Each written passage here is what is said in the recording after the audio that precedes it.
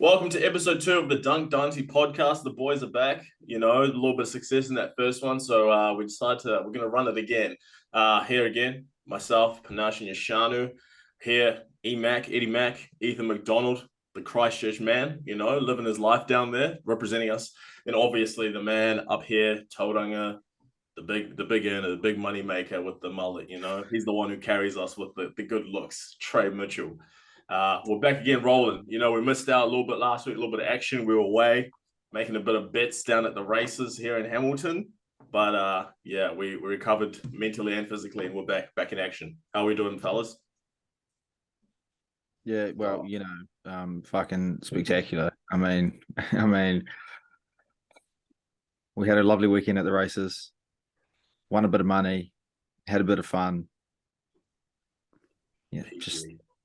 Yeah, it was all above board. There was nothing that happened that was illegal. None of that Josh Giddey stuff. PG-13, as they say. It was some fun times. Yeah. Parents were not watching. Yeah, it was good watching the horses, but we missed out watching some games on that Saturday, but we still kept in touch. We were together the whole week. I think whole weekend, 3 days. It's fun. Yeah. That's the first time at the races for me. It's good fun. Definitely. Did you actually end up watching any? Yeah. Yeah, we watched all the races, didn't we? I genuinely don't remember the last 6. As soon as you pulled out that homebrew, it was GG's. Yeah, this man out here drinking freaking wonders why he doesn't remember anything. Wonders why he hated the rest of the day because he was barely, bro. Me and Trey smartened up this time. We went, nah, dog, lay off the homebrew. We actually had a good night. It must be all the people that travel. If you're traveling, you just end up not remembering it. It's because, bro, it must be something with the planes, bro. The planes take something out of you. It really does. No, it didn't have a 6 a.m. flight though. Oh, bro, no one will ever do it like me and you, Trey. No one will ever do it like me and Trey. Everyone else has got brain cells. I mean, all you guys must have some money. Me and Trey went for the discounts, man. We went for the bargains. Anyway, we did miss out on wrapping up on the in-season tournament, which wrapped up, I think it was a couple of days before we all linked up. The Lakers taking out the in-season tournament, the first ever one, LeBron James tournament MVP. It's a pretty good watch. I thought the final a little bit closer. It was a very entertaining game, but the Lakers obviously pulled away at the end. But incredible stuff. What do we think about that one, fellas? Oh, just adds firstly, because I said we would, and you guys obviously, I got a game wrong. I also got the MVP wrong. So then I said I'd have a shot for the boys, for the team, for the culture, for the honesty. You reckon, but you guys both need to do a shot as well because you guys got one wrong too. I'll quickly run. See, look, I already got the shots. I just got a little sippy of the beer, mate. So I'm. Anyone wants to know? This is Rose and Co. Irish whiskey.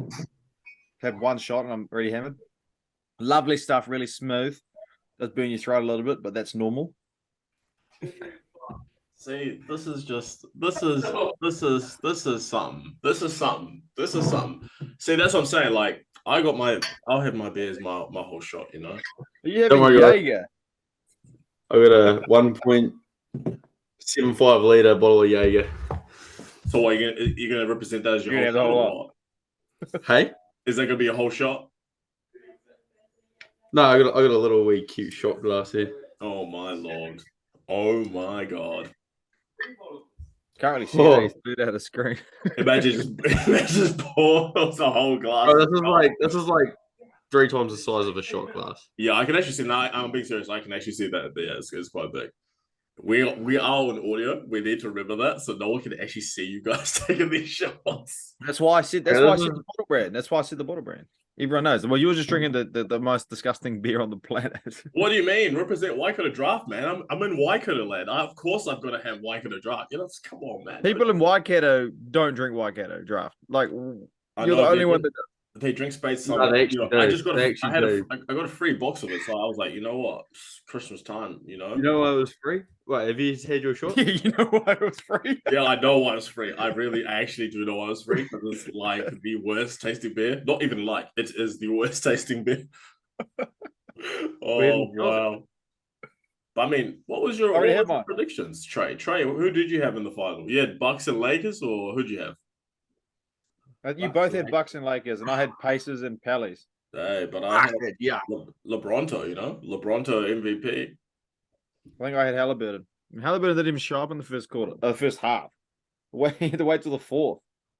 Yeah, the Lakers came out with a pretty good game plan though. Every single time he was coming, into the screening action as well, as that they were going straight away double teaming, get the ball out of his hands, which was smart. It worked, and I mean, it was tough for him to get going.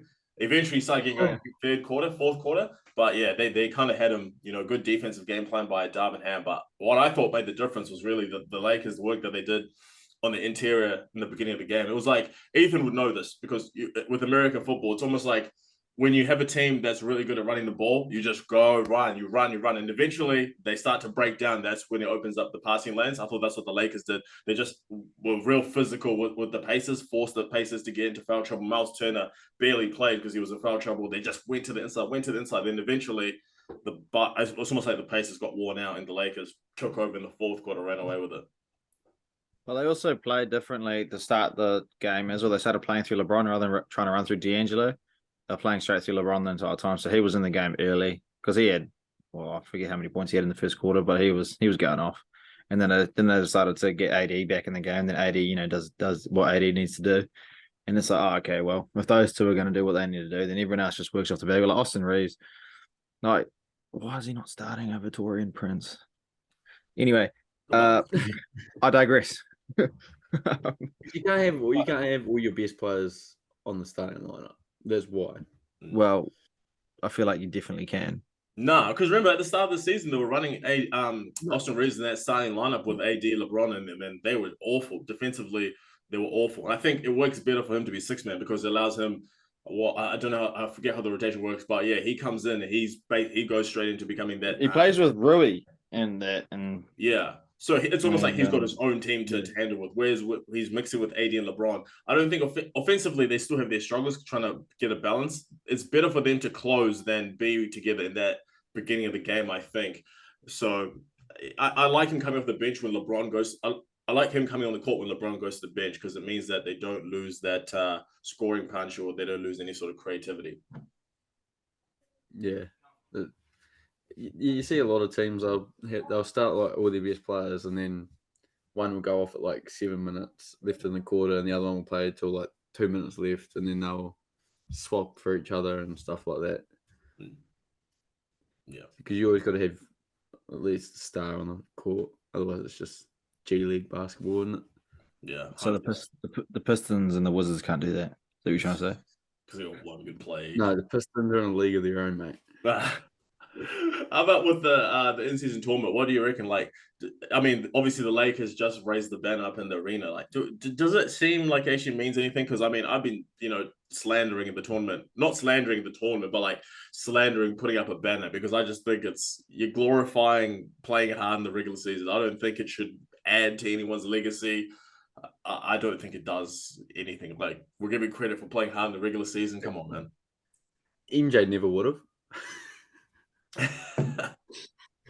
I mean, it's crazy, man. Because, like I said, I like the idea. It makes games in November, December mean more. But I mean, in terms of the grand scheme of things, no one in 15 whatever years when LeBron retires and goes to Hall of Fame, when he's making that speech, no one's going to be like, "Oh yeah," and remember he was an in-season tournament champion, in-season tournament MVP. Different view. I think it does. It is important because by the way that Adam Silver's running it and the way that the league, bosses are coming together with this and the way that it's worked money wise and the fact that everyone's playing. There's not that many stars sitting out at the moment. Everybody's playing. So we're seeing good basketball. We're seeing good basketball. Out of 10 games, you're watching 8 good games. There's not a lot of blowouts as much. So it's like maybe initially at the start, maybe the ban is a little bit early, but if in 10 years' time they're still running the in-season tournament and it's working good and it's like everyone's buying in and it's even better, then like, yeah, absolutely. Like if it just becomes one of those new things that like everyone competes for, like, and then they'll probably just put a spin-off on it or something, like, and then just adapt to it. I reckon it's good. Instant playoff spot or something. See, I don't like that. It has to be instant playoff spot, but you have to have won like 35 games or more. Yeah, I think 41. I think 41 is a good one because I think JJ already talked about it where it's if you just made a straight playoff spot, teams would go, oh, we've got all out to try to win this in-season tournament, and then boom, boys, just chill rest of the season. Yeah, the next 60 games they wouldn't even play. Exactly. Well, we know Detroit Pistons wouldn't make it. Yeah, but they might. Yeah, but they might win the first 20. Like in the first 20 games, they might ball out. Like, and then they win the NCAA tournament, and then you look how bad they are. They're not gonna but the NBA players. They're not terrible players. Like they can show up. They have the three worst players in the NBA.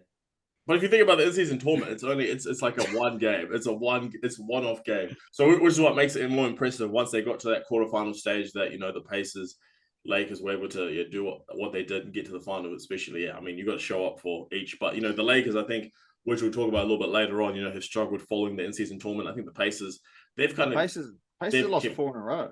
No, the Lakers lost 4 in a row. I think the Pacers have 2. Pacers are like 2 and 4, and then Lakers are like 1 and 5. It's bad, man. I think it's just the energy, man. Like you use so much. It's like I mean, that's probably the other thing, right? You play so hard. That's what they decide to do. The one extra game, we're going to hear about it at the end. They'll be like, "Oh, we played 83 games compared to the other teams. They only played 82." Blah blah, But that's the lay of the land. You put the effort in, man. I mean, but congratulations to Lakers, man. That's unreal for them. First season tournament champs. And the team that was struggling in there, that's now finally got their boy back. It's a parade inside my city. Yeah.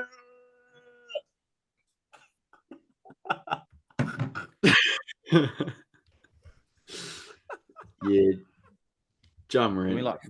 Energy. Can we fire this guy from the podcast? Fire me now. I want to be fire me now. Where's the boss? The boss ain't here. HR. But yeah, Ja Morant back, man. 25 games. First 25 games of the season been out. Finally come back for the Grizzlies.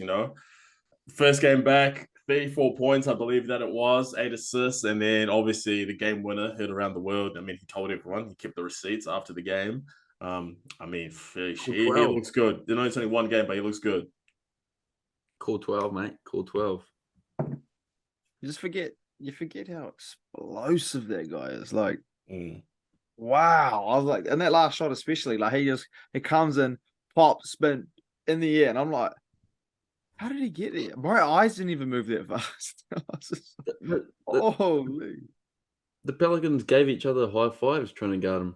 Dyson Daniels and Herb Jones, mid-air high five. I saw that. Each other up. Having Morant back though solves issues for Grizzlies. Like they were down, the second quarter score was like 36-16 or something. Like they got smashed, and then they had to claw their way back into their game, and they did. And it was like, oh, okay. Like, they're actually not a bad team. When they're like, got somebody who's actually good leading them. Where do they go from now? I don't think they're actually going to. I mean, like I said, I like that Ja Morant's back. I think it's good for the league. Ja Wick, as I like to call him. But, I mean, I don't think it's actually going to do anything. I just still think this is only one game. Like, okay, cool. Like, but I don't think it actually still solves what I think their problem is. Like, they don't actually have good size. They suck at rebounding. They've got no good wing defenders. Like, Ja Morant, I think is going to be good for them. He'll bring the hype back. But long term, they're not doing anything, in my opinion. I think, he just comes back. He just brings that punch. But they're still missing what we all think they missed, which is size and wing. Yeah. The Kiwi man. Our brethren. The Rotorua born and bred. Yeah, Aquaman. He's got a new movie coming out, Steven Adams. That's probably why he missing the whole season, because he had to record his movie. Facts. And Brandon Clark's in there too, probably. I think so. I think he's his brother in that movie, actually. No. Yeah.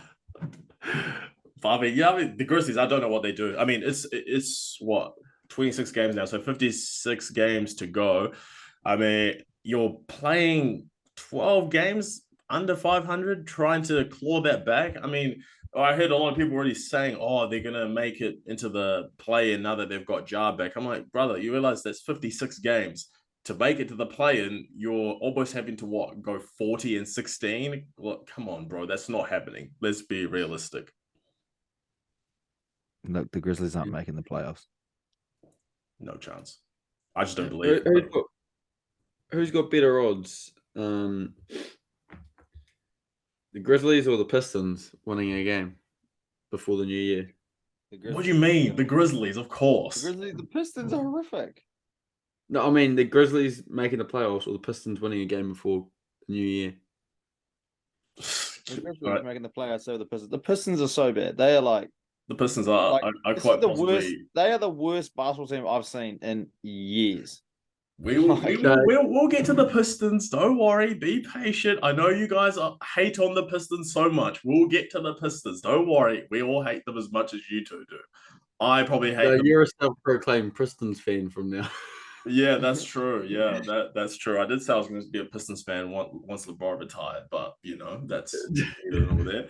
But yeah, I mean, with the Grizzlies, it's a lot to claw back.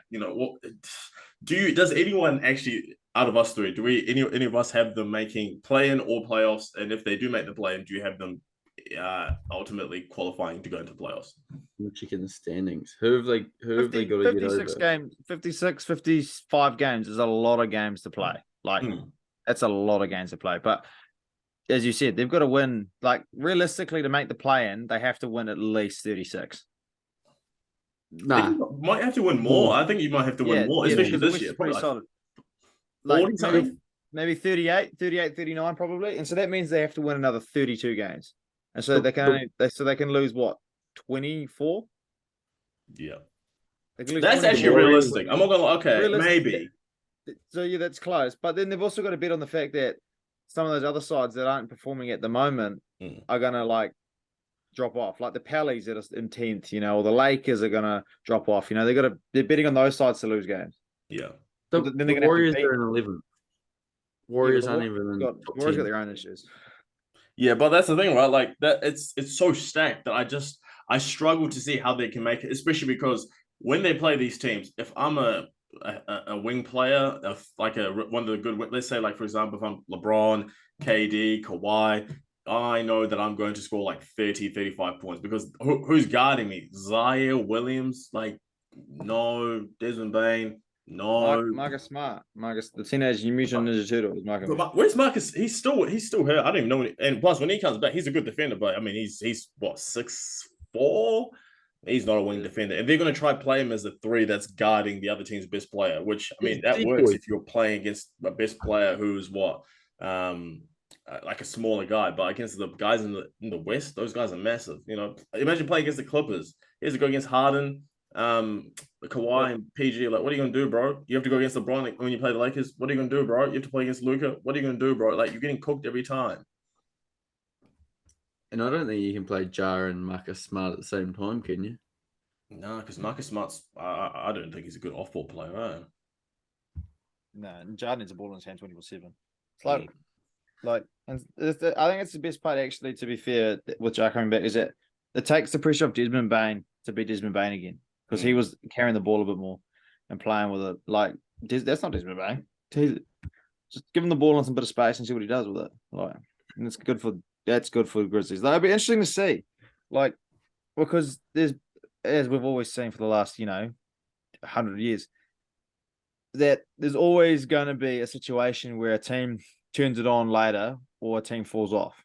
And it just depends on who it's going to be and what the situation is, because the Thunder, another one where they're young team that are still learning. Are they going to be able to hold up this momentum for the entire year?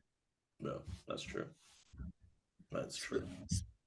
Speaking of the Thunder, they've been in a lot of trade talks lately. Do they go after Larry Markkinen? No. I would love it. I would love to see Larry Markkinen on the Thunder, man. He's Why? Larry can play without the ball, and if you get in the ball, he's almost like Porzingis with the Celtics. That's literally, in my opinion, what Larry would be with the Thunder. They don't need him. What do you mean they don't need him? They literally play with an anchor every single game. And a 40% three-point shooter. Look, the fact that Chet has like 20 blocks in his last 3 games, but they don't need Lowry. Like, they're solid as they are. Build around the team they've got, and then just see what happens and see how that progresses. They can't build around the team. They play with an automatic anchor every time the game starts. I saw the stat, guys. Hey, who's got one of the best offensive ratings in the league when a certain number 3 on the Thunder is not on the court? Shea. Shea is so much better when number 3 is not on the court. Number 3, everyone knows who that is. I think you're missing the 1. Yeah. At the front of the 3. Oh, I refuse to say his name now. I'm a hater. Number 3 on the Thunder. They need to get rid of him. That's who they need to trade. I think the Jazz would accept that trade as well if they traded number 3. Put him in a deal, maybe Jalen Williams. But I think, the Thunder still, like I said, they've got such probably, would you say, the best young core? I'd say so. I think they've got the best young core. If you say we're judging the core as players all under 25, right? Yeah. I'd say that the Thunder still the best core. You add in Larry Markkinen, good lord. Tatum's 19. Oh yeah, Tatum is 19 actually. Can't wait for 19-year-old Tatum to play with Deuce when he gets drafted. But yeah, looking at the other teams, in that West, we were talking about the Warriors just before. Draymond Green again suspended. It's from 5 games earlier this season now to an indefinite suspension for smacking Yusuf Nurkic in the face during the Suns vs Warriors game. 4 ejections now in the last year since that Jordan Poole incident now for Draymond Green. It's now with indefinite suspension. It looks like the NBA's finally taking some action to sort of try to address this, whatever situation's going on in his life or whatever. But yeah, what do you think about this? Because now the Warriors, Klay Thompson especially, has looked a lot better since Draymond got suspended. He's averaging, I think, 27 points last time I checked. It seems like things have opened up a little bit. And they just beat the Celtics too. That's a big scalp, even though they didn't have Porzingis. Things are looking bleak over there for Draymond. They did it. Clay's playing really well. Also, Draymond's not on, but also Wiggins. He's not playing with Wiggins. Was that a clash between those two? Was Steph trying to get the ball to those two too often or something? Now Wiggins is playing under Chris Paul, and he's looking better as well. I think it's the shooting, yeah. I think it's the shooting because I feel like there's more space now because Draymond and Wiggins especially, he's been struggling shooting this season. Draymond's, never really been known as a shooter, maybe since 2016. So now it feels like there's more space. They used to play through Draymond and then Steph and Klay would run off the back of it. Now they're playing through Steph and Klay's running up the back of Steph. But because Klay's been playing so terribly, that it's almost like he's got more freedom now that Wiggins and Draymond aren't taking the rest of the space off him. Yeah. He's kind of just, let me find my space, let me do my thing, and let me score some points. And he's actually shooting a way better clip. It looks pretty good. Yeah, especially starting that kid. Oh my god, I forget his name. Podmesky. Podmesky. Yeah, he's good, man. I like the way because he's a good shooter. He plays hard. And I think he's fast. He opens up the court. So he does. I think that's why I think Steve Kerr finally made the decision to put Wiggins to the bench, especially in that lineup, the starting lineup, because I think he makes. To have 3 good shooters, and then Kuminga, he's not an amazing shooter, but he can knock them down. I think it makes it. You've got that balance that you need. You open up the court for these, the 2 stars right now. You'd say, yeah, Klay Thompson and Steph Curry, and that's probably why Klay now with more space, people are respecting another shooter other than Steph. So now he's got that space to come off screens. Teams can't really help off a Wiggins or a Draymond. Now, boom, he's Klay. He's Klay again, apparently. In Kuminga, isn't he like the next Greg Oden? Wasn't he meant to be like an all-star caliber player, and he's Moses Moody's better than him. Sometimes people take a little bit of time to progress. Like, they're not everyone's LeBron or Kobe. Just like, let me just be the greatest on the team right now. Like, You usually tell after 3 years if they're going to be like an all-star or not, though. Yeah, I don't think he'll be an all-star, but I think he's going to have a very long career. I think he'll be like one of those players who peaks at about like 17, 18 points a game. I actually still think he's really good. Wiggins. He's going to do an Andrew Wiggins. By one all-star game, probably. Career average, like 22, 23 points a game. Have 25,000, 30,000 points to his name. He's not going to be an Andrew Wiggins. Then not even be all of it. Andrew Wiggins, if you look at his stats, is going to have 25,000 points in his career. Nah, not anymore. Not anymore. Nah, not anymore. Maybe not after this year, but he's got enough time to come back. But like, if he kept on the same trajectory, 100%.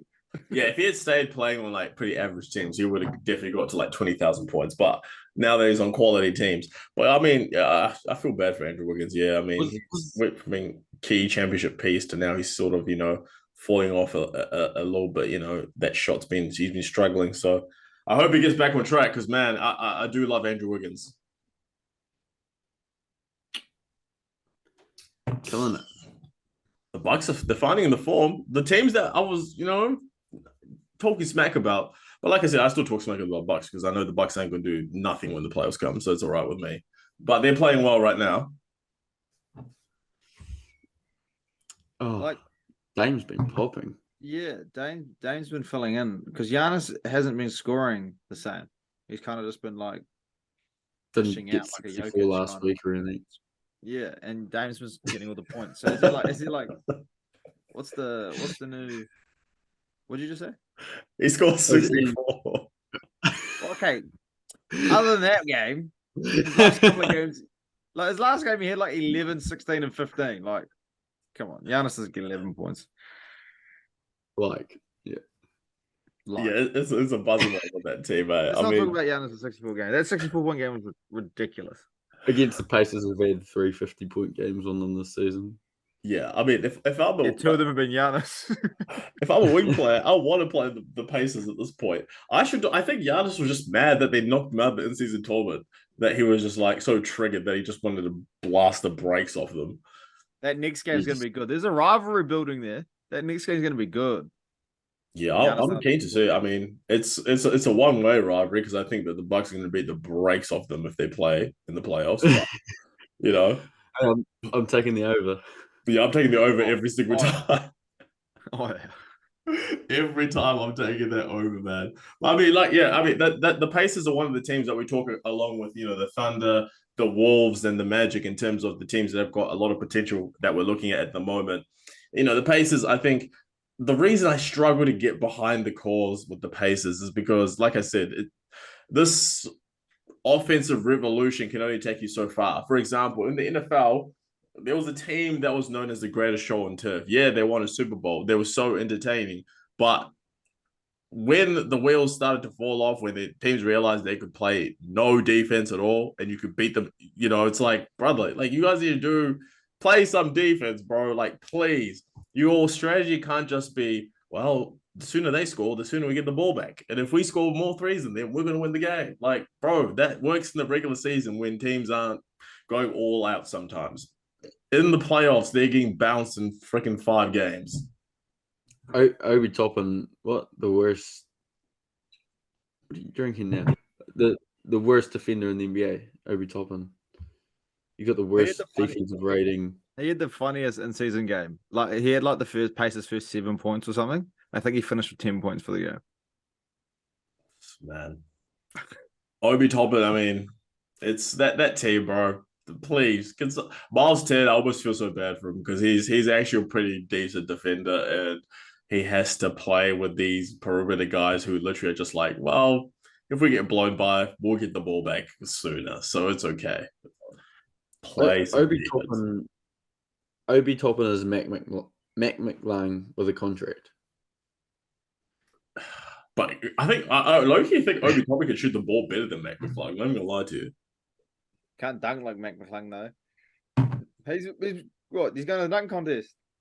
Yeah, the NBA is so desperate for views. They're like, we need to go get our boy back for the dunk contest, otherwise it's gonna be dead.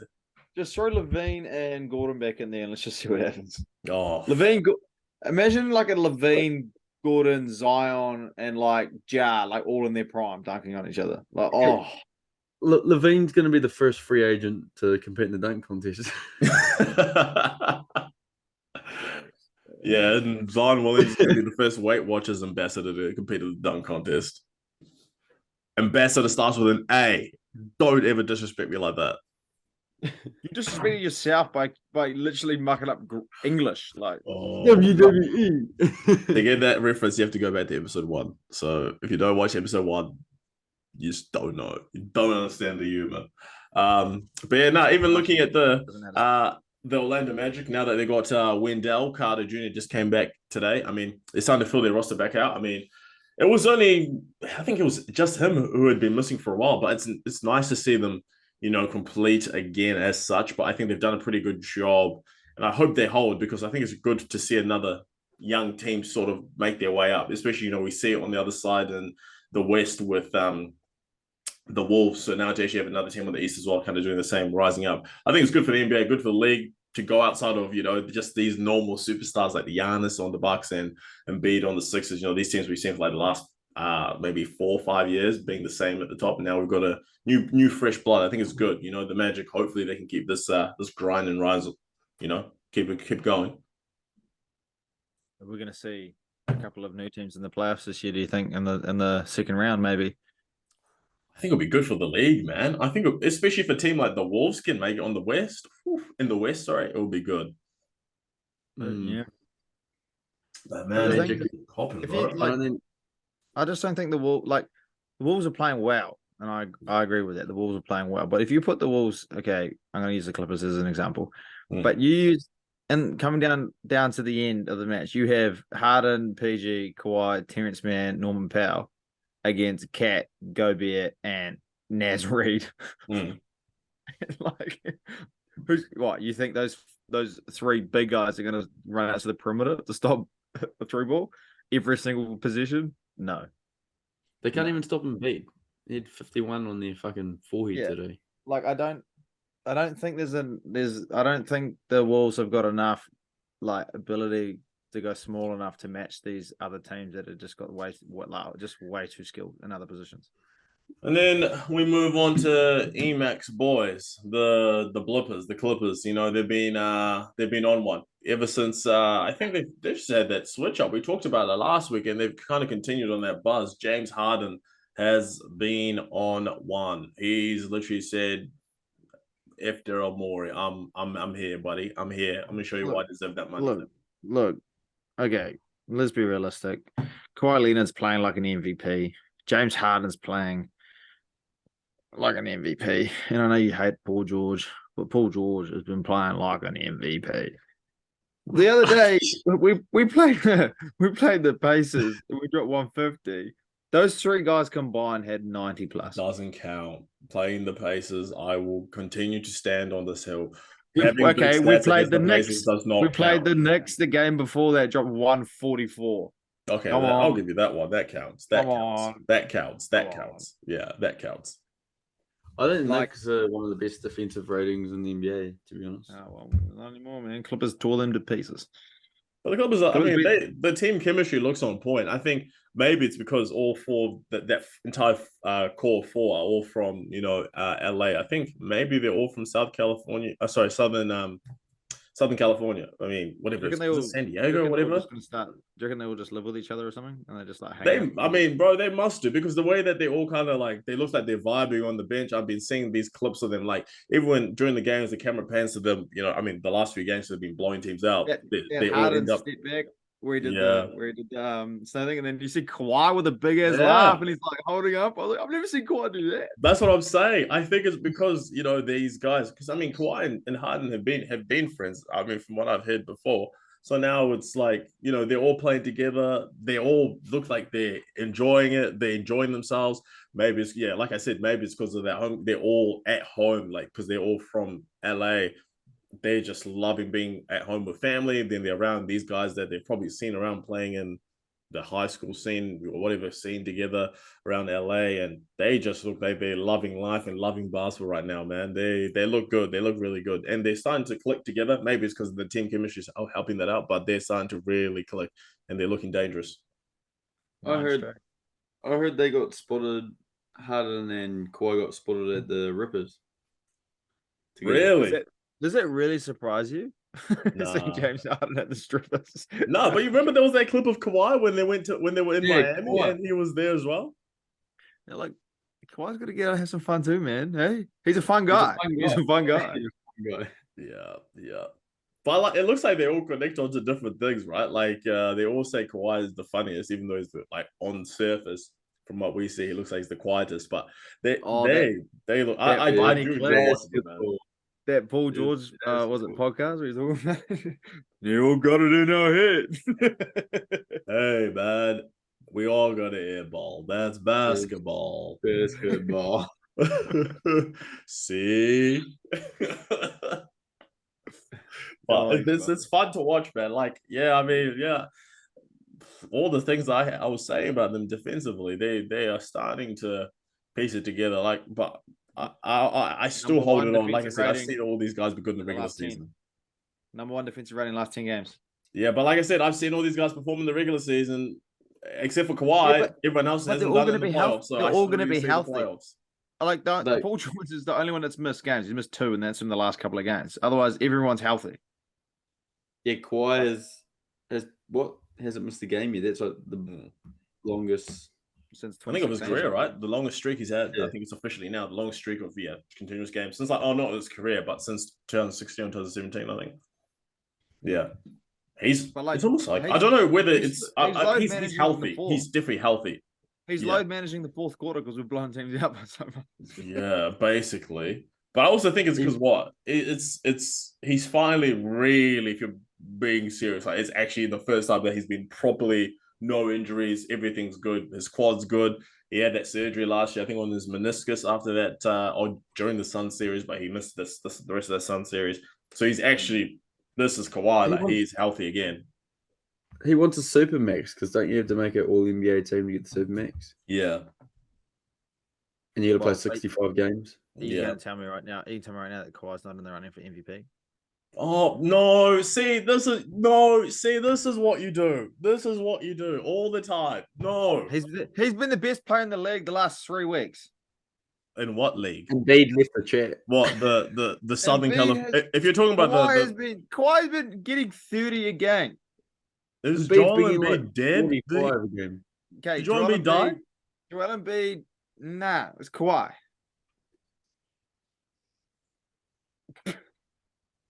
Can someone say something, please? What? It's Kawhi. He's good, buddy. He's good. But Joel Embiid should have been balling lately. I'm usually an Embiid hater, but Trey, this is Trey Mitchell. Trey Mitchell saying Embiid's the MVP. No, I mean, I don't know. For me, I don't know if he's yeah, maybe actually, but I still got Jokic up there. But I don't know Jokic up there anymore. Kawhi better than Embiid. What? The way Jokic played last 2 weeks, no way. Kawhi 100% playing better than Embiid right now. Yeah, maybe freaking what's his little son's name? Maybe that Embiid, not Joel. No way he's playing better than Joel. Bro, what? Kawhi better than Embiid? Come on, bro. No. This is the best part about living in New Zealand in a free democratic society is that we can all have our own opinions. That is wild to say that. Oh my god! I just you're on your own there, buddy. That's your own hill. You're sitting on that hill by yourself. I'll sit on that hill. I will sit on that hill. Let me guess. Chet over Wemby too. Okay, if you don't have Chet over Wemby, you're not paying attention to the NBA. Oh my God, Lord Jesus, help us! What do you mean? Help me! What do you mean? Unreal. Oh my God, the Thunder are winning. The Spurs are not. Wemby's making no impact on the game. Yeah, man. Whoa. I mean, look, it's not like Chet's playing with a top. It's not like Chet's playing with a top 7 player or anything. Not like he's got a good team and like Shea, so he's winning games because he's got Shea. Chet's making massive impacts on the game. If Wemby was playing with a child predator, he'd be top 3 in the Oh my Lord. Okay. BC, okay. on the Thunder, right? So Shea, I'm talking about Wemby's second best player. Shea is better than that, right? Jalen Williams is arguably better than Keldon Johnson as well, I think. But I'll give you Keldon Johnson, but 2 good games in a row. after Keldon Johnson, they got Devin Vassell. Devin Vassell. Don't forget about that guy. Devin Vassell's been dead like the last 2 weeks. He died. Come back to life, Devin. He's one of the greats, man. He's one of the They greats. got Malaki Branham and was Zach Collins. Malaki Branham, the worst fantasy ad of all time. This guy had 45 points on fantasy. The next game I had him, he had 12. Bum. There was Kobe White for me, except he was dropping negatives. Now look at him. Look at this guy shine. Oh, Lord. But nah, when we look at, I mean, we were talking about Embiid just before. I don't know what he's up to, bro. Like, who hurt you? He's playing like he's got his heart broken. And he's just been on a tear, bro. Like, he's just been killing everyone. James Harden. It's like, bro, I think Nick Nurse just literally told him, he said, brother, you're 7'1". No one can stop you. Just go kill everyone now. Go kill everyone. Jimmy Butler. I thought we were naming people that hurt him. Oh, sorry. Is that what we were doing? Oh, my bad. Damn, man. It's almost like his wife left him at the altar or something, and he's like, yeah, you know what? It's time for me to get everyone back. Know who left him at the altar? Ben Simmons, James Harden, Markel Fultz, Jimmy Butler. I think, low key though, I think he like, I think he feels like everyone was hating on him last season when he won MVP because everyone was saying, oh, Jokic should have won it. You know, everyone was saying that he got a fake MVP because it should have been Jokic. I feel like now he's almost coming at everyone in the league because he goes, I want this to be so legit. I want you guys to all give me my credit unanimously that I'm going to just destroy everyone so that you can't even, at the end of the season, you can't say, oh, this guy should have beat me. He wants it to be so clear and obvious that he's coming to kill everyone. He's like, get out of my way. Yeah. What's his usage recently? Surely his usage is through the roof. I mean, freaking hell, it must be. There's only 2 players in that team that actually get the ball. There should be one. You know what, Trey? I've officially changed. I've changed back. I'm a trader. I'm back on the Embiid wagon. I'm back. Okay, yeah. Next week, Jokic is MVP. Yeah, I'm back. I'm back to be. I'm back. Bro, I let this guy get in my head. I let him influence me. He got in my head. Embiid, I was always with you, bro. Trey Mitchell just swayed me. The finals swayed me. Overall, in the whole grand perspective, Jokic is still better than Embiid. But this season, Embiid's better. He's been playing better. Describe unloyal. I just said in the grand perspective of the things, Jokic is better. Jokic is better player overall. But in terms of this season alone, I think he's been playing better and more consistent. But Jokic is the better player. Overall, yeah. Jokic has just had a tough couple of weeks. It's all right. Everyone goes through them. Jokic back. I mean, what did he get? 30 and 16 today. And people forget he had to carry that team for like 2 weeks. I feel like that's the only reason that he had that bad stretch, just because playing all those minutes trying to carry the team while Jamal Murray and Aaron Gordon was out, like it's gonna take a toll at some point. And I mean, especially coming off a season where they played all the way up until June in the NBA Finals, it finally kind of, I think, culminated in him, having this rough 1 week stretch, or it wasn't even that long, really. I mean, that's kind of why the Nuggets drafted Michael Porter Jr. so that he would also take some of the load off Jokic when situations like this happen. What happened to Michael Porter Jr. has not done anything to relate to being anywhere close to an all-star or like even good at basketball.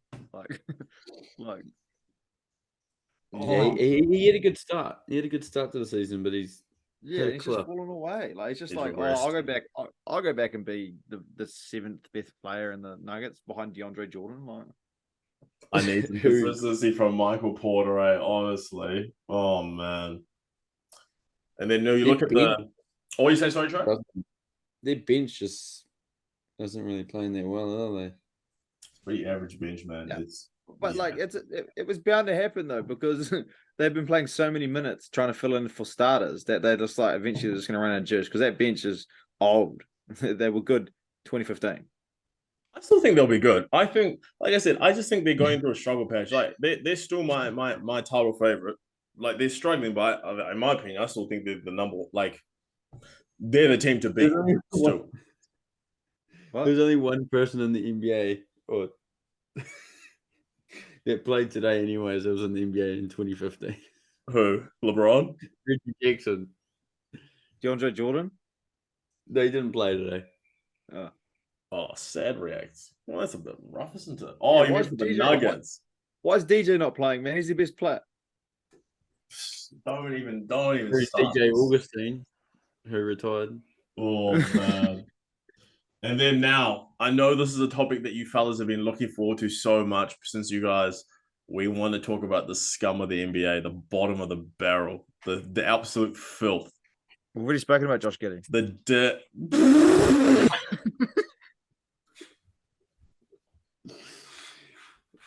Oh, There's not going to be a fucking podcast. I don't know. How you come back from that one. Wow. If anyone's listening that actually really wants to listen, the fact is that we're New Zealanders, he's Australian, so it wouldn't have mattered what he'd done. We just don't like Australians. So, wow, that's a violation, you know. yeah, you know what else is a violation? Oh my. Number 3, as I like to call it. But yeah, Come on. 3 represents literally the worst team. I mean, the Pistons, the Wizards, the Spurs. I mean, it does not get much worse. It's so bad. If you had to pick out of those 3 who the worst is, I think we all can agree the Pistons are awful. Oh yeah, but the Pistons. This is. I think this is where the argument should start. Is that all 3 sides are horrific, but the Pistons have the least amount of potential. Yeah, like the Spurs actually have a potential. The Wizards, even though Jordan Poole and Kyle Kuzma are horrific together, they still have potential with some of the players around them. You know, Koulibaly and that. But you look at the Pistons, nah. What? The Pistons have had like a top 5 pick for like the last 10 years, it feels like. Yeah, okay, well then who's their GM? Because he needs to be fired. Oh, bro, please. Like, honestly, please. Other than Cade Cunningham, they failed every single time. Like Killian Hayes, what? Killian Hayes is. I'm being serious when I say this. Ken Ivey, what the fuck? The worst player I've ever seen in my entire life. He is so bad. I want to know how many top 10 players are on that roster, like top 10 picks. They got Marvin Bagley, number 2 overall. James Wiseman, number 2 overall. Cunningham, number 1 overall. Ken Ivey, number 4 overall. Bro. How many top 5 players do you need? Well, was a to win a game. Was a lot of years old, wasn't he? Oh, he was 4, 5, wasn't he? 5th, yeah, he was 5th. Oh my lord! What's that? Is that 6, 5?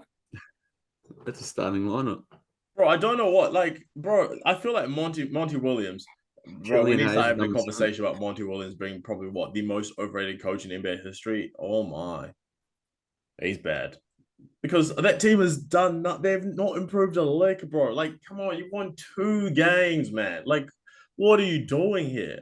Like, bro, I don't know why you play Killian Hayes such big minutes. I don't know why you start Isaiah Stewart and then when Jalen Duren was healthy together. Like, everyone knows who your best player is. Build around your best player. Why are you starting Killian Hayes? That guy can't shoot. Ivy. And the game that Killian Hayes didn't play, and Jaden Ivey started, Cade Cunningham had 43 points. I wonder why. Jaden Ivey is actually solid. He's a good player and he can shoot the ball. And I don't know why they want to start Killian Hayes just because he plays defense. If they wanted to trade anybody, he's their most tradable asset right now. Who, Jaden Ivey? Yeah. Yeah, I thought you were meaning Killian Hayes. I'd say, bro, I would trade you a bag of bricks and cement for Killian Hayes. I wouldn't even trade that. I don't want him on my team. Yeah. Killian Hayes. Oh, man. Please free Cade Cunningham. I said I want to be a Pistons fan because of Cade Cunningham. I'm not going to support a team that Killian Hayes plays for. No, I refuse. The Pistons are like watching the Atlanta Falcons. Like, so much talent, but just like don't know how to use any of it. Exactly. Literally, that is the best comparison I've ever heard from you, Ethan. That was good. Considering that the Falcons have got like 3 like first round picks as in the offense and don't even know how to use any of them. Yeah. It's like watching Bijan Robinson is like watching Cade Cunningham. The way that they use him, I'm like, this is disgraceful. Like Monty Williams is going to be him and Steven Silas, mate. They finesse the game. Their agents finesse the game because they got these guys paid for some of the worst contracts I've ever seen, and they're going to get paid for a long time. Was it $78 million he's going to get paid? And I doubt he's going to see year 3. I think he'll be fired after year 2. I think he'll get to finish this year, next year, and he'll be fired. You know who Monty Williams reminds me of? Who? The Aussie coach for the Rugby World Cup.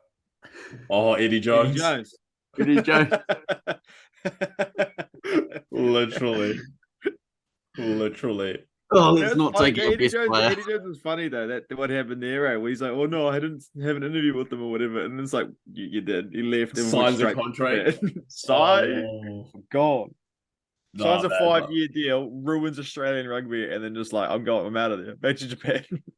That's literally what Monty Williams is doing with the Pistons, man. Like, I feel like he got the bag. But even if you look at Monty Williams' career and you go back and rewind, like, brother, when he was on the Suns, it's not until Chris Paul got there. I mean, and they had the bubble that they kind of took off a little bit. But look who he had. He had Mikal Bridges, Cam Johnson, Devin Booker, DeAndre Ayton. It's not like he was playing with marbles. Like, boy was out there playing with freaking lobsters and steaks. He had a really good team there. And then now he has to freaking come to a team that's actually maybe not as good.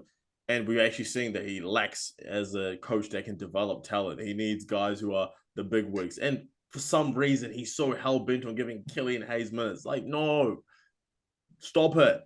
He's not good. You see that though sometimes with some of these coaches where they like, I don't like, is it 100% Monty that's playing him, or is it upstairs pressure they're like, you have to play that guy because maybe they're going to trade him. Maybe they're trying to get his minutes up, get his value up, and then trade him away.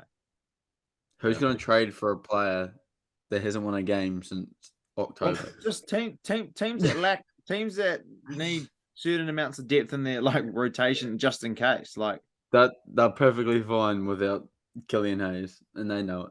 I'll slander Killian Hayes until the day I die. I heard Dwight Howard was wanting him on his team. What? Where on this team? Where? That's the key question. Jeez, man. Holy. Nah. But we look now, going back now, the All-Star voting just opened up this week. A lot of people started putting their things up on Twitter, Instagram, Facebook of the teams that they're selecting. I'm happy that it's gone back to this East versus West. I think the traditional way is a lot better. You know, you get to see, we want to see the best of the best from each conference, and we want to see them play hard. I think like people will have much more pride playing East versus West. You know, and I think there's been some pretty dodgy teams that everyone's put in. We have our own chat that we've got. One of us put Chet Holmgren as a starter, which I thought was the most random thing, and Westbrook was in there as a starter. But if we had to pick right now, fellas, East versus West starters, how are you guys picking? I was obviously massively biased in my votes. I'm going to vote Clippers players every day until it comes out. Is it a blocker? Yeah, I vote. My whole entire starting team is the Clippers starting lineup, pretty much, except instead of Terrence Mann, it's Russell Westbrook. So who's your actual West people? Who's your guys? 1 to 5. Okay, well, point guard Steph Curry. Yeah. Shooting guard Luka Doncic. Yep. Small forward would be LeBron. Yep. And then my center's Jokic. My power forwards between Durant and Kawhi. Oh, I lean Kawhi. Oh no! What? Who would you? Okay, go on then. Who's your West? Well, first of all, Shai Gilgeous-Alexander. Then I got Luka. Yep. Because Shai's been that guy. So Shai. Then I got Luka. Voting rigs it. Yeah, the player, like I said, we talked about this. The fan votes was going to ruin it because the fans are going to blow the water over with Steph Curry being first. But yeah, I've got Shai, then I've got Luka, then I've got LeBron, then I've got Jokic at center. I think the last position is between KD and AD. but I think that KD will be the starter purely because I think, it's going to be close between them two. But I've got KD starting in that West. So that's my West 5. Yeah, that's pretty much what I got. Steph, Luka, LeBron, Jokic center, maybe KD, yeah. Probably KD. Yeah. KD's got the votes. So does AD, but I think KD wins with the votes. What we're saying is that Luka, LeBron, and Jokic are in, no matter what. And 100%. Luka, LeBron, Jokic guaranteed. Steph and Shea, and then it's out of Kawhi, KD, and AD. Yeah. Let's make the argument. Kawhi there on your own, but no, it's like okay, cool, but like like AD isn't like he's not even it's the vote. You're not going to have two players from the Lakers in the starting lineup for the All-Star game. Okay, that's fair. Yeah, that's fair. Okay, that's fair. Okay, I agree. I understand. I agree. KD's been top 5 in the league start the season.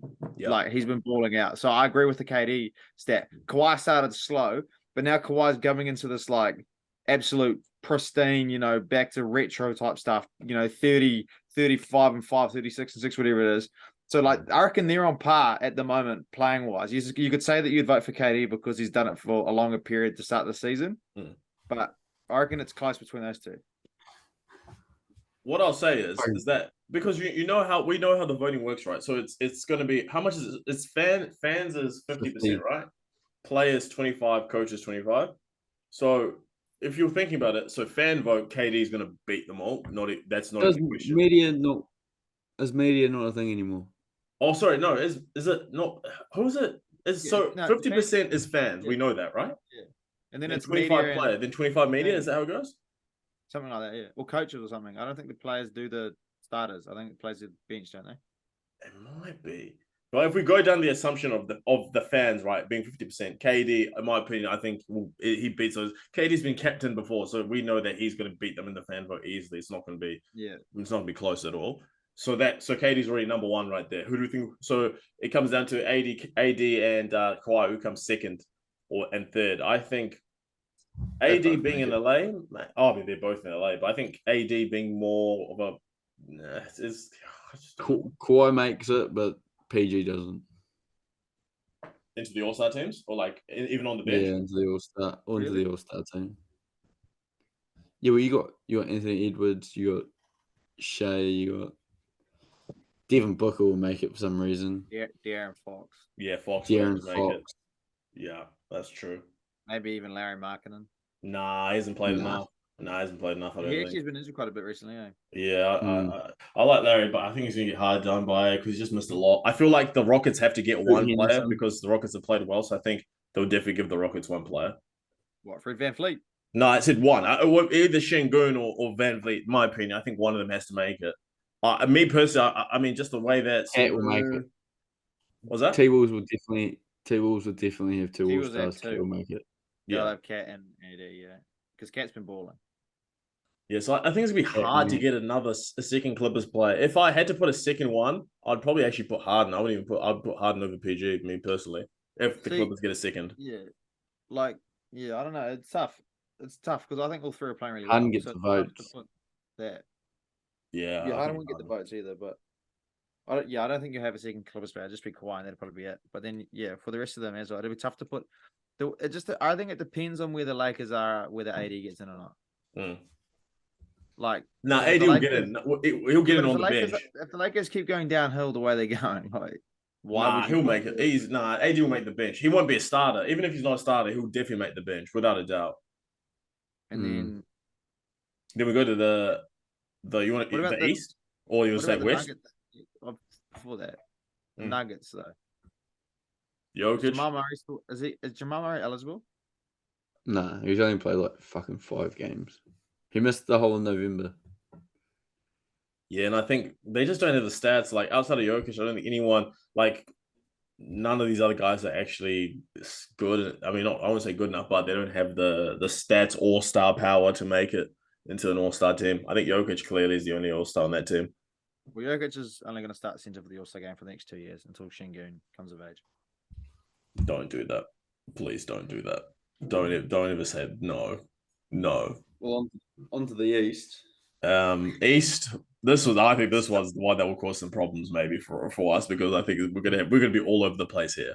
Let's start with the guards. Guard. Maxey and Halliburton probably. You can go, Ethan. You can go. Halliburton and Tatum. Isn't it Tatum forward? Yeah, well, I got too many bigs. So I had to start Tatum in a guard. Oh, I know what he's about to do with the forwards now. I know he's about to do some dumb. Oh no! So who's your guards? I've got Halliburton, and I know everyone's gonna hate on me. Donovan Mitchell. Oh, I knew you were going to say Donald. I love it. They're like 15th seed in the East.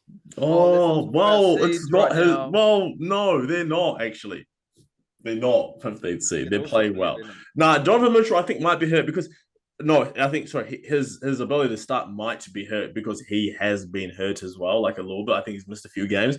So I think if we're going off how everyone's been playing right now, I think you'd probably go Halliburton, Maxey. I think that second guard spot is going to be very. I think Maxey. I think Halliburton's the one he's got to be in there as a starter. I think the second one's going to be interesting whether or not Jalen Brunson gets it, whether Tyrese Maxey gets it, whether who did I just say before? Yeah, Donovan Mitchell gets it. Trae Young could get it. Like it's that second one it's a tough one. But I think we all unanimous, right, on Halliburton. Halliburton and Tatum. Maxey and Dame. Oh, between the second guard spot. Dame as well. Actually, I forgot about that. My bad. Then we go to the forwards. The forwards. Are we all unanimous? I feel like we should be unanimous here. Scotty Barnes, Tatum. Okay. What? Come on, Trey, don't do that. Who'd you say? I said in the West. I said the East forwards were all unanimous, right? We're unanimous. We all agree who the three forwards are. I think it's pretty easy. I don't think there's really a question here. Oh, Giannis, fucking Tatum, and Embiid. Yeah, I think it's pretty clear. I don't think it's. I've got Tatum at shooting guard, so I've added one extra. So who's your forwards? Okay, look, I'll give you guys one guess each. Come on. Okay, so you've got it's obviously Giannis and Embiid. Then Porzingis. Who's my small forward? Your small forward. Oh, bro, it better not be like Jimmy Butler or someone. I'll be so mad. Scotty Barnes. If he's reacting like this. Paolo Banchero. He doesn't even have the best stats on his team. How's he going to be a starter? Yes, he does. He's not. No. Franz has the best stats on the team. Banchero is not starting the All-Star game. I'll stop watching basketball if Paolo Banchero starts the All-Star game. Andrew Wiggins started last year. But it was an injury. Starting Banchero. Oh, bro, I promise you heard it here first. All my life, I'll stop watching basketball. Banchero starts. Not that he's played bad, but he's not had a better season than Tatum and B. Giannis. Tatum's starting. I think Scotty Barnes had a better season than them. Tatum's in my team. But he's a shooting guard. I don't think Banchero starts. Banchero, I mean, he's had a good season. He might not make it, maybe. Nah, he'll make it. No, he won't. Yep. Who's going to make it for the Magic then? No one. I just agree with Trey. I'm looking at the benches because Dame's going to make it onto the bench.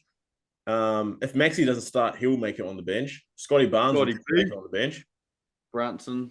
Yeah, Brunson we have to make on the bench as well. Probably even Randall. Kuzma. Jaylen Brown. Maybe, yeah. Jaylen Brown, if he can keep up some consistency, he'll make the bench as well.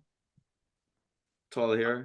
Yeah, Trae Young has to make the bench as well if he doesn't start. Trae Young. Jimmy Butler might make the bench as well if he doesn't start. He hasn't been playing enough, though, has he? Yeah, that Heat team. Bam. Bam was on track to be an all-star. No, not starter, but he was on track to be a clear all-star. He probably would have been a starter. Yeah, I would have said Bam would have been a starter. Nah, not over Terrell. What the fuck? Where are you getting your crack from, bro? Bro, over Giannis, just put one of them at power forward and just get on with your day. No, you're not starting Bam at power forward with Joel, yeah. It's an all-star game. They don't play that hard anyway. Oh my god. Actually, Adam Silver is investigating that. So what's he gonna do? He's gonna He's make these multi-million-dollar players pay what 20 grand to play harder, please. Oh man. Please. No, that's why he's put a bit to East versus West. Yeah, see, that's why he's the best commissioner the, maybe of all and time. the score's going to be 200 to 185. And you're going to say, oh, sorry, they didn't play hard enough. Bro, they played zero defense and just shot the ball like they're in practice. Bro, if Tatum goes for 50 piece and gets the Kobe Bryant MVP award, bro, I'm going to actually smash my monitor. Oh man. How about coming up this week for fantasy? I mean, we're already midweek right now. What's everyone got? Yeah, what's your hot tips? You 2 fantasy players must add, get them on your team. Free agents, or you think that they're lowly ranked? Not many people might have these guys. Well, Kobe White's been picked up. It's quite obvious. And another low-key one is Trace Jackson Davis. He's double-double yesterday. Yeah, he's nice. He's good. I like him as a big player. He's good. How about you, E-Mac? Who you got? My one is Colin Sexton. Oh, yeah. Look at his last few games, 45, 44, 38, 35. He didn't have as good 26, but he's been dropping points. Yeah. Colin Sexton. He's my guy. He's my one. And who's your 2? My what? Good. You got a 2? You got a second one? My second one is Malik Monk. That's another one. He's solid. He didn't have as good of a game recently coming up, but he's been average. He's been going pretty good. Yeah. He's solid. My number one's Easy. The guy who I've been freaking, everyone was roasting because I dropped him last week. I'm glad I got him back today. WCJ, Wendell Carter Jr. is back. Everyone dropped him because he got hurt. So did I won't lie. But he's back. Get him now because I'm pretty sure everyone dropped him since he's been out for like 7 weeks. Everyone dropped him. You have him in every league. Yeah, because I picked him up like just before this podcast started. Just before we started, I picked him up again after I dropped him. So he's my number 1. And my number 2 is Podmieski. Is that how you say his name? The guy from the Warriors. The guy who's starting over Wiggins now. I like him. So yeah, if he's in your league on free agents, I think you go get him. Another one is the $200 million contract player. Oh, Patrick Williams. Is he on there as well? Patrick Williams. Wow. I want a contract that starts with 2. I ain't talking about 20 million. More like, brother, you're gonna be getting 2 pens. So you're not getting re-signed this offseason. Get ready to learn Chinese, buddy. Yeah, time to learn Chinese, buddy. And we'll go into one of our last topics because I know that we need to get on with this because people will be falling asleep just as I am. We need to talk about team of the week and our player of the week. So everyone, Trey, what's your team of the week? Well, let's go last 2 weeks because we're a bit slack. So last 2 weeks. We can team of the week. Center. You can just start with center. Start with center. Okay. Player of the week is Joel Embiid. Yeah. What's it been averaging like 45 over the last week? Mm-hmm.